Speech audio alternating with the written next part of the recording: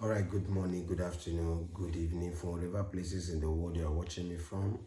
I am your friend, Mr. Matthias Efusa Osawaru Ehanere, in Nigeria, based in Italy. This morning, just a quick one, we'll be discussing a topic I titled Corruption and its effects on the society Africa.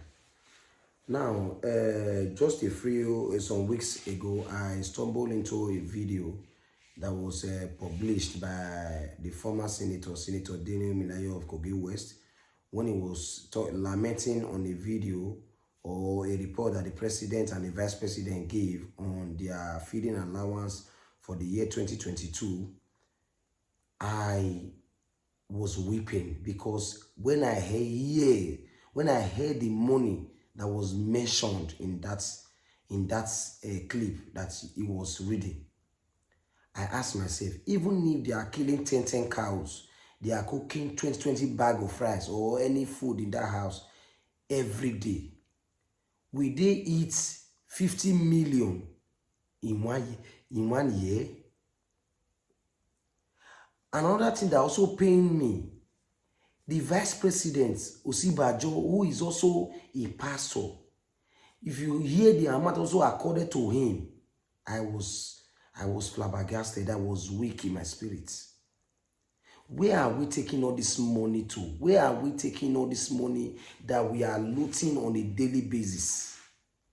What are we going to do with all this money? Is it so simple to use trillion? Do you know how much is trillion? You people steal money that you cannot even finish. And you pay bribe, you encourage bribe, you lie on top of it. Look at Lai Mohammed, I know that is your name. He lie on the national television on a daily basis. What people are seeing, you will still be lying. And some of you call yourself honorable members, some of you call yourself excellence. Are you excellent when your people are suffering? Are you honorable when your people are suffering? You cannot be honorable when your people are suffering. You cannot be excellent when your people are suffering. And most times you run to abroad, you want to come and enjoy the working system here. They fix their house, that is why it's working. Why can't you fix our house? Why can't you fix that country? You block Nigeria political elites. Africa elites, you have a blood brains.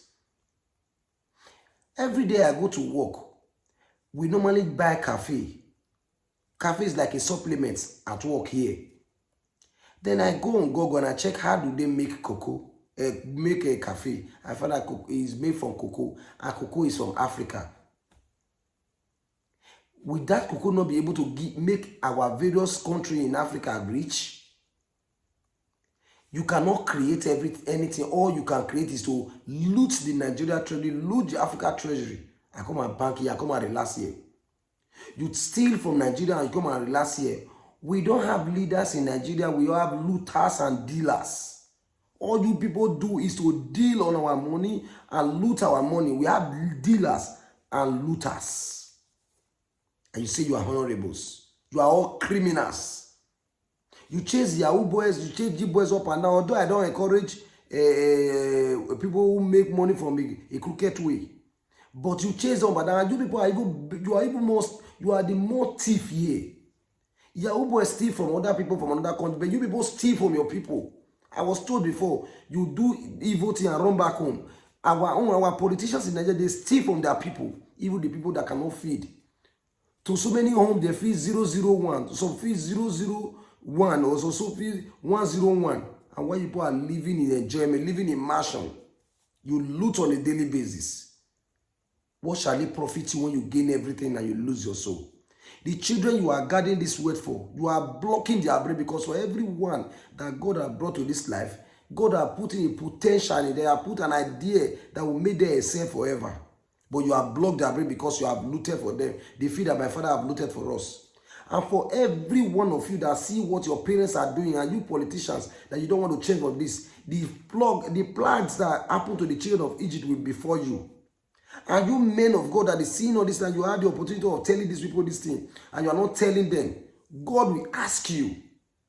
Prophet Samuel told King David, that was what King David changed when he took Uriah's wife. You are happy, you are clapping for them. You are paying bribe, you are encouraging bribe. And you say you are honorables. Well, I don't have any more. I have concluded that the African leaders or the Nigeria politicians, you are nothing but you are shameless. You lack respect, you lack dignity. And to crown it all, you are all gold diggers.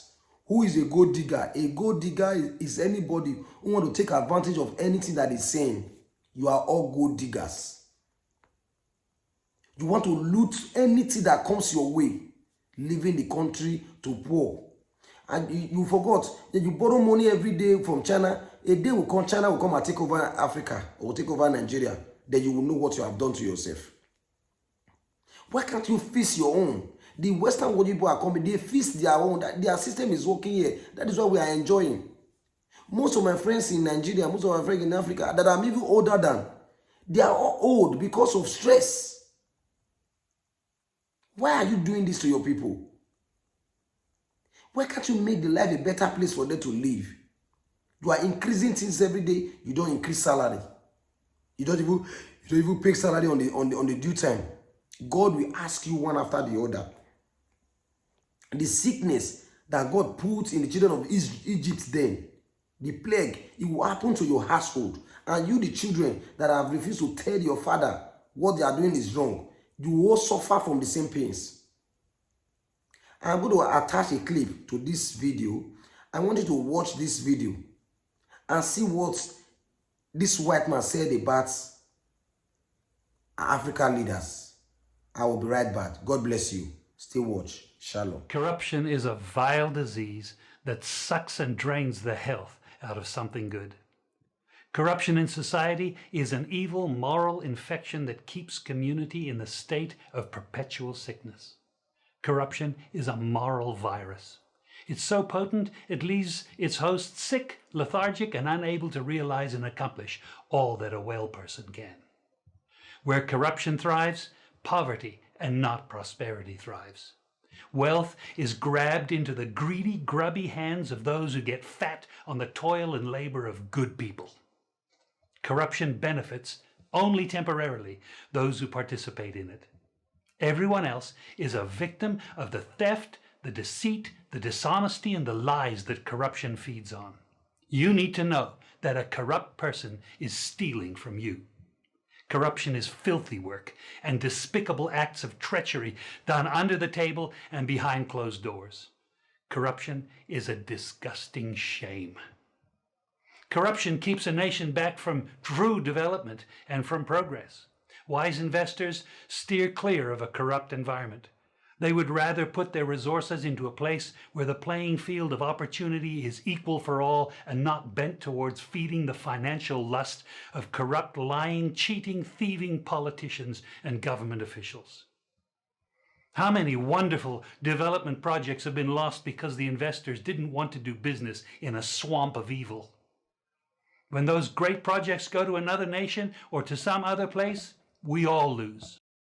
Believe me when I tell you that corruption steals from you, it steals from all of us. Corruption plunders the nation's wealth. Corrupt people compromise on truth, equity, and fairness, choosing instead to feed off the short-term benefits of crookedness, exploitation, and financial perversion. Corruption is not just a personal matter, it's a culture. It's a way of life, not just for individual people, but for companies, communities, governments, and nations. Corrupt nations, hiding behind large companies, will seek to invest in other weak nations in order to take over the assets of the nation that they've invested into. They will provide financial loans to a nation for the much needed infrastructure, and they will do it with assets that they provide. They will sign contracts by lining the pockets of rotten government officials who participate in this kind of corruption and are then held hostage by their own deceit and greed. Corruption is nothing less than a form of theft and national robbery. A corrupt person steals from everyone in society. We all lose when corruption is rampant. Those who participate in corruption have chosen evil over good, lies over truth, and personal gain over well-being of all. To be corrupt means to be rotten. When meat is corrupt, it's rotten and it stinks. Rotten meat can't be eaten. When a person is corrupt, he's rotten and unfit for a place in the community. A corrupt person should be jailed in order to protect society from the vile deeds of the corrupt person. Government should be protecting us from the foul results of corruption instead of being the proponents and participants in corruption. When corruption is systemic, when it's a culture and a way of life, when corruption thrives, it destroys the health of the community and nation. Now let me tell you something. Defeating corruption is a very difficult thing. The love of money is the root of all evil, the Bible says. People who love money will do almost anything to get it. Those who choose to stand up against corruption, you need to know that we're going to be involved in a war. We will be threatened, vilified, intimidated, marginalized, and ridiculed. These kind of people who stand up against corruption will often feel alone, as if they are the problem instead of the solution. Corruption can only be defeated when enough people have had enough and decide to do something about it. Africa needs to raise up a new generation of corrupt-free young people who together and in support of one another build a beautiful new corrupt-free Africa. We need a new generation of young people to fill the places of leadership who think differently and are motivated not by greed, but a genuine sense of servanthood to the people of our community. The church exists to call the nation back to righteousness. We are here to lift the standard of good that God requires for prosperity and health to flourish across the land.